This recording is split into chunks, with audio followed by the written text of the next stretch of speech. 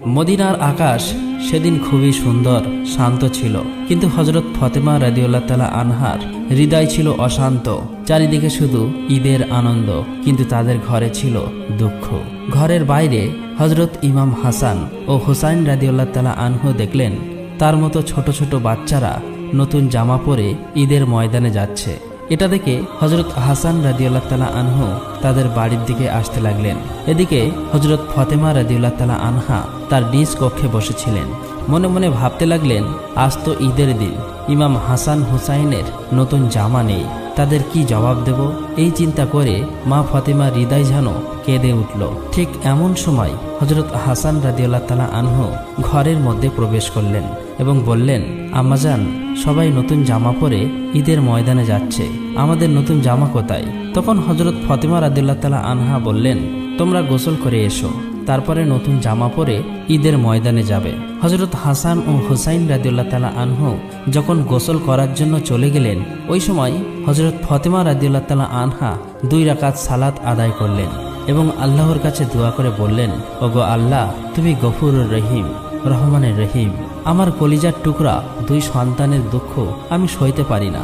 আমি যদি আজ তাদের নতুন জামা দিতে না পারি, তাহলে তারা বলবে রাসূলের মেয়ে হয়ে মিথ্যা বলছে। দয়া করে মেহেরবানি করে আমার সম্মান রক্ষা করো। হে আল্লাহ, তাদের 2টো জামার ব্যবস্থা করে দিন। এই দোয়া করার সাথে সাথেই হযরত জিবরাইল আলাইহিস সালাম দর্জি বেশে 2টি জামা নিয়ে হযরত হাসান হোসাইনের কাছে হাজির হলেন এবং বললেন, এই নাও তোমাদের ঈদের নতুন জামা, তোমার মা তোমাদের জন্য জামা নিয়ে আসতে বলেছে। এই কথা শুনে ইমাম হাসান ও হুসাইন রাদিয়াল্লাহু তাআলা আনহু জামা নিয়ে খুব খুশি হয়ে বাড়ির দিকে যাচ্ছিলেন। কিতাবে এসেছে এই জামার একটি রং লাল আর একটি রং সবুজ। এদিকে হযরত ফাতেমা রাদিয়াল্লাহু তাআলা আনহার হৃদয় যেন কিসের কষ্ট হচ্ছিল, কিছুই বুঝতে পারছিল না। ঠিক ওই সময় হযরত ইমাম হাসান ও হুসাইন রাদিয়াল্লাহু তাআলা আনহু ঘরের মধ্যে প্রবেশ করলেন। হযরত ফাতেমা রাদিয়াল্লাহু তাআলা আনহা তাদের হাতে এই পোশাক দুটি দেখে অবাক হলেন এবং তার হৃদয়ে যেন কষ্টের মেঘ ঘনিয়ে এলো। ফাতেমা রাদিয়াল্লাহু তাআলা আনহার মনে এক অদ্ভুত কষ্টের অনুভূতি ঘনিয়ে আসলো। এই জামার রহস্য আর হকিকত জানার জন্য তিনি আর দেরি না করে হযরত মুহাম্মদ সাল্লাল্লাহু আলাইহি ওয়াসাল্লামের কাছে যাওয়ার সিদ্ধান্ত নিলেন।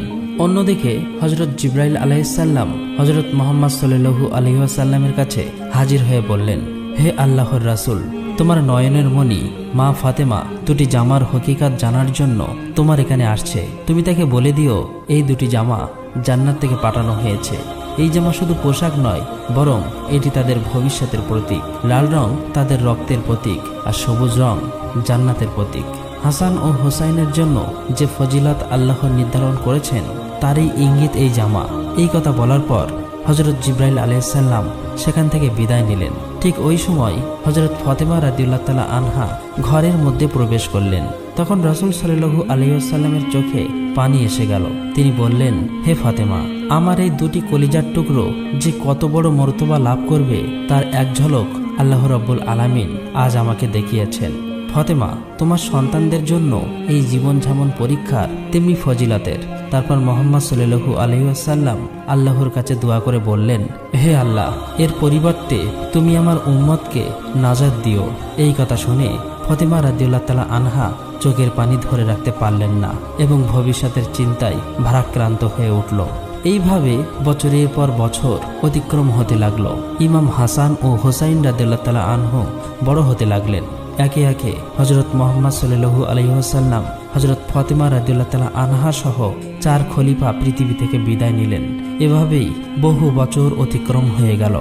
সেই সময় রাষ্ট্রের প্রধান ছিলেন আমিরে মাবিয়া, তার পুত্র ছিল এজিদ। মাবিয়া যখন বার্ধক্য বয়সে উপনীত হলো, তখন এজিদ ষড়যন্ত্র করতে লাগলো কিভাবে রাষ্ট্রের প্রধান হওয়া যায়।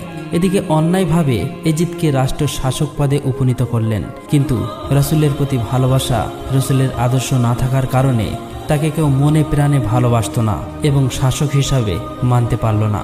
সবাই বলতে লাগলো, আমরা এজিদকে মানি না, হুসাইন আমাদের আশার আলো, আমরা হোসাইনের পক্ষে থাকতে চাই। এজিদ অন্যায়ভাবে সাধারণ মানুষকে অত্যাচার করে মানুষকে হত্যার ভয় দেখিয়ে নিজেই রাষ্ট্রের শাসক হলেন। একদিন এজিদ মনে মনে ভাবতে লাগলো, এইভাবে চলতে থাকলে কখনোই আমি দেশের রাষ্ট্রপ্রধান হতে পারবো না।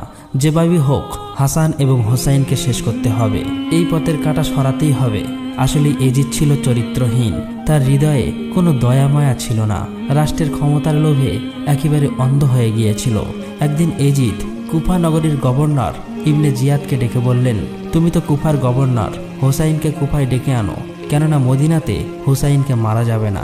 তুমি যে কোনো কৌশলে কুফায় ডেকে আনো, নয়তো আমরা কিছুই করতে পারবো না। তুমি তার কাছে চিঠি লিখে জানাও এজিদের কাছে তোমাকে বায়াত হতে হবে। অতঃপর তারা মদিনাতে চিঠি পাঠাতে শুরু করলো। এভাবেই যখন 40,000 চিঠি পৌঁছে গেল, তখন মদিনায় বিশিষ্ট জ্ঞানীগুণী ব্যক্তি এবং হোসাইন একটি গুরুত্বপূর্ণ আলোচনা সভার আয়োজন করলেন। হোসাইন রাদিয়াল্লাহু তাআলা আনহু বললেন, আমি কুফা যেতে চাই, সেখানে অনেক মানুষ আমার জন্য অপেক্ষা করছে।